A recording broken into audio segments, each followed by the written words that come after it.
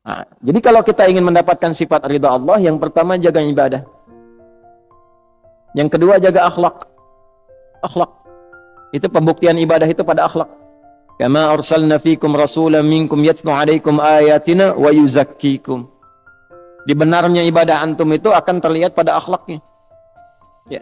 Salat itu apa? Pembuktiannya. Tanha 'anil fahsya wal munkar. Inna salata tanha 'anil fahsya wal munkar. Nah, fahsya wal munkar itu kalau bisa dihindari, ya, itu adalah akhlak. Perwujudannya. Jadi kalau kita sudah bisa menunjukkan itu, nanti ada pengaruh kepada jiwa, terbawa sampai dengan meninggal, disifatilah dengan amalan yang diridhai oleh Allah, dan kita pun akan ridha pada pemberian Allah saat ditampakkan di dalam sakaratul maut. Ya.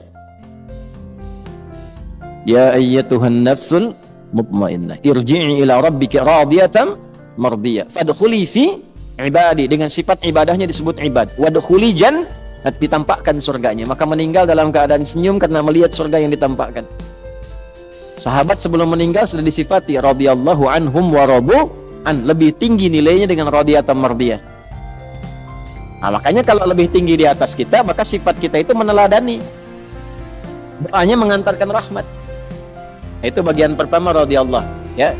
Jadi kalau ada yang laki-laki anhu, kalau perempuan anha, kalau banyak anhum, ya. Kalau bapak anak itu anhuma. Biasanya depannya kuncinya ibnu. Ya, an ibni Abbas, an ibni Umar radhiyallahu taala anhuma. Kalau huma bonusnya satu lagi. Mengalir pahala lagi untuk ayahnya dan ibunya, orang tuanya. Misal Ibnu Abbas itu kan dididik oleh ayahnya pedagang, sibuknya luar biasa. Tapi dia pengen satu dari keluarganya jadi ahli ilmu, yang mewarisi ilmunya Nabi sallallahu alaihi wasallam. Maka dari kecil disimpan di majlisnya Nabi. Titipin sama ibunya Ummu Fudail. Ya, tolong yang ini Abdullah ini siapin supaya jadi alim ke depan, ke majlis Nabi. Simpan, nanti bawa lagi, simpan, bawa lagi. Sampai Nabi meninggal beliau masih remaja, kisaran usia 13-14 tahun. Ya, sudah hafal 2000 hadis. Bapaknya baru 200, anaknya 2000. Didoakan oleh Nabi, Allahumma faqihhu fid din wa alimhu ta'wil. Kemudian disebut turjumanil Quran, jadi pakar Al-Quran, jadi ahli fiqih. Nah, setiap beliau menyampaikan satu hadis dari 2000 itu pahala mengalir pada orang tuanya. Makanya disebut dalam kitab ulama radhiyallahu taala anhuma. Sebagai tanda Abdullahnya dibuang, Abbasnya dimunculkan. Karena inisiatif mendidik anak itu datang dari orang tuanya. An ibni Abbasin. Ilmunya dipakai dalam ilmu sanad, dipakai sebagai inspirasi. Kalau bapak ibu menyekolahkan anak ke pesantren, doanya dari ibu, dari bapak disiapkan yang halal, anak itu jadi ulama kemudian hari, hafal Quran, hafal hadis. Setiap dia menyampaikan sesuatu, bapak ibu dapat transferan pahalanya. Jangankan jadi alim, dia sekarang baca Quran, bapak ibu positif tuh, kirimkan yang halal, ibu doakan. Dia baca Quran, pahala mengalir pada ibu. Nah, itulah keuntungannya begitu. Makanya cari sekolah-sekolah Islam, ya, cari pesantren-pesantren yang baik, yang ada Qurannya, ada sholatnya, supaya pahala mengalir. Hukum itu gimana niatnya? Innamal a'malu bin. Kalau orang tua niatkan dunia, bapak ibu dapat dunia. Itu aja sederhana.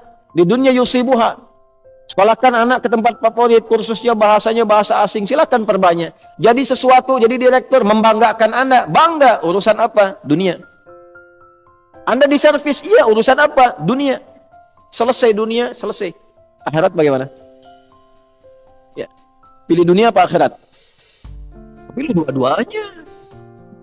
Doanya Rabbana atina fid dunya hasanah wa fil akhirati hasanah wa qina adzab.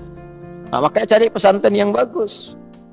Quran diajarkan, salat diajarkan, kenal sunnah Nabi diikuti, sirah para sahabat diajarkan. Tidak melupakan kebutuhan-kebutuhan duniawi, konteks yang paling kini. Jadi dokter dia yang hafal Quran dan paham fikih kedokteran. Masa yang mengandung perempuan yang periksa laki-laki? Ngam dengan baik.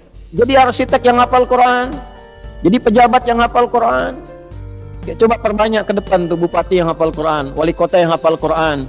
Ya, sampai presiden ahli Quran ke atas. Kalau itu semua didapatkan, berkah kita dan tahu ilmunya bagaimana cara menerapkan dalam kehidupan, itu pasti akan berkemajuan. Nah, itu radhiyallahu taala anhu. Jadi kalau ngaji hadis, kita kalaupun belum ke matan, ke sanad, kita dapat inspirasi itu. Nanti Anda pelajari, Anda profesinya apa? Ingin ikut sahabat, nggak harus semuanya. Antum pedagang, mau dapat radhiyallahu ta'ala anhu dalam dagangan, keluarkan. Utsman gimana dagangnya? Abdurrahman bin Auf gimana dagangnya? Talhah gimana dagangnya? Ya. Yang bukan profesinya, ya sudah. Ya, cukup antum ikuti keteladanan ibadah kebaikannya. Yang seprofesi, ikuti tian kehidupannya. Antum pengen jadi pejabat, oh gimana Abu Bakar, gimana Omar? Antum pengen karir di militer misalnya, gimana Khalid bin Walid? Gimana Abu Ubaidah al-Jarrah? Antum pengen di ilmu, gimana sahabat Ali bin Abi Thalib karamallahu wajhah?